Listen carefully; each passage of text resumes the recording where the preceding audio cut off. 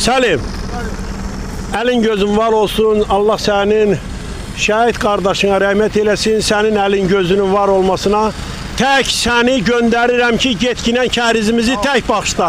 Qoy kəndimizdə görsünlər ki, gəlməyənlər də serenomunu hamımız eləyəcək. Səlim, get tək kərizin ağzını başla işləməyə. Başın var olsun, gözlərin var olsun, əlin gözün var olsun. İnşallah suyun sənin siftə, kərizimizin siftəsi ilə tək Səlimi bu işə cəlb elədik. Səlimə kim köməklik eləyir, gəlsin. Sonra işimizi burada tamamlayandan sonra özümüz də Səlimə köməklik eləyəcək. Allah sənə can sağlığı versin. Ay Səlim, sənin dönüm başına, şəhid qardaşına Allah rəhmət eləsin. Atana, ana can sağlığı versin ki, sənin Vilayət əmi belə bir oğul böyüdüb.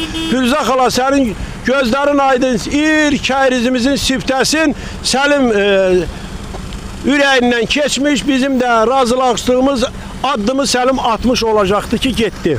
Var olsun bizim kəndimizin gücünə.